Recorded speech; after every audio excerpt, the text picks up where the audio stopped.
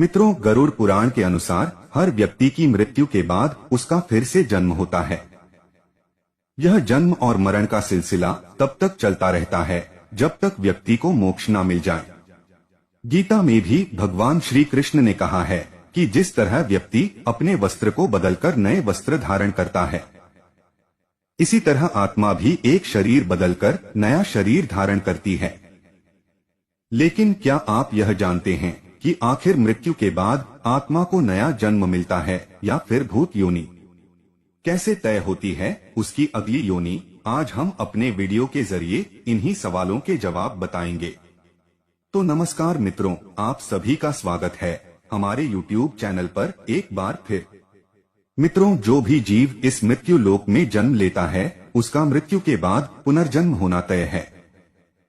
कहते हैं कि इंसान का जन्म उसके कर्मों के हिसाब से ही होता है और मृत्यु भी उसके पूरे कर्म भोगने पर ही होती है। वर्तमान जीवन में किए गए कर्म के आधार ही उसका अगला जन्म 84 लाख योनियों में से किस योनि में होता है, यह तय करते हैं। बता दे, गरुड़ पुराण के अनुसार जब अजन्मा शिशु माता के गर्भ में 9 महीने तक रहता है तो वह हर समय ईश्वर से यह प्रार्थना करता है कि मुझे यहाँ से बाहर निकलोगे तो मैं जीवन भर आपका नाम जपता रहूंगा। लेकिन फिर जन्म लेने के बाद वह सब भूल जाता है और अपने भौतिक कर्मों में लग जाता है। वह संसार की मोह माया में कुछ ऐसा उलझ जाता है कि परमपिता परमेश्वर के लिए उसके पास समय ही नहीं बचता।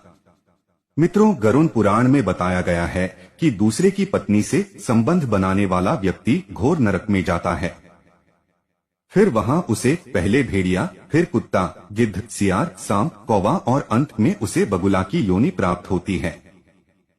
इन सब जन्मों के बाद अंत में उसे मनुष्य योनि मिलती है। फिर वही बड़े भाई का अपमान करने वाले व्यक्ति को कोंच नामक पक्षी के रूप में जन्म लेना पड़ता है। इतना ही नहीं, 10 सालों तक उसे इसी योनि में रहना पड़ता है, फिर उसे मनुष्य तन की प्राप्ति होती है। मित्रों, एक मनुष्य को कीड़े मकोड़े की योनि तब मिलती है जब वह सोने की चोरी करता है। वही जो व्यक्ति चांदी की वस्तु चोरी करता है उसे कबूतर की योनि मिलती है।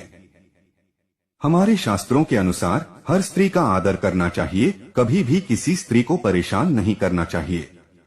अन्यथा ऐसा करने वाला व्यक्ति पहले भेड़िए के रूप में जन्म लेता है, इसके बाद वह कुत्ता बनता है, फिर सियार, गिद्ध, सांप, कौवा और बगुला बनते हैं।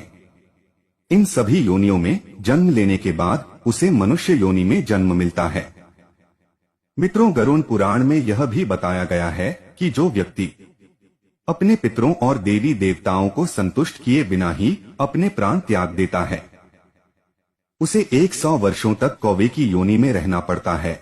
इसके बाद वह मुर्गा बनता है और फिर 1 महीने के लिए सांप योनि में जीवन बिताता है। अंत में उसे मनुष्य की योनि प्राप्त होती है। इसके अलावा गरुड़ पुराण में इस बात का भी वर्णन मिलता है कि इंसान का अगला जन्म उसकी चाहत और प्रवृत्ति के आधार पर भी निश्चित होता है। यानी आपकी चाहत और प्रवृत्ति के आधार पर ही ईश्वर अगले जन्म में आपको उसी के अनुकूल शरीर देता है।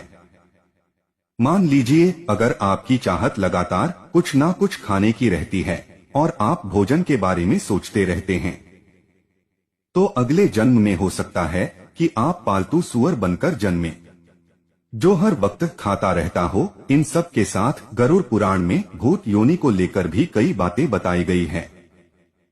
मित्रों, इंसान अपने जीवन में ऐसे कई काम करता है जिसके बाद उन्हें भूत योनि में जाना पड़ता है।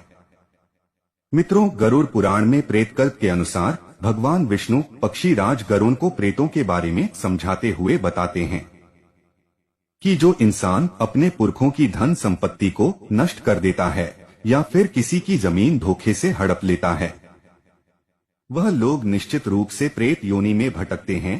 साथ ही साथ कुछ ऐसे भी लोग भी होते हैं जो अपनी जिंदगी में हार कर आत्महत्या कर लेते हैं। ऐसे लोग मरने के बाद प्रेत योनि में भटकते रहते हैं। वहीं अकाल मृत्यु से मरने वाले लोगों को भी प्रेत योनि में ही रहना होता है। इसीलिए मित्रों, यदि आप पुनः मनुष्य की योनि में जन्म लेना चाहते हैं या फिर जीवन मृत्यु के इस चक्र से मुक्त होना चाहते हैं तो इस जन्म में अच्छे कर्म करें और धार्मिक आदतें अपनाएं ताकि आपको ईश्वर का सानिध्य प्राप्त हो सके। मित्रों, हमारी इस वीडियो के जरिए आपने जाना कि आखिर मृत्यु के बाद आत्मा को नया जन्म मिलता है।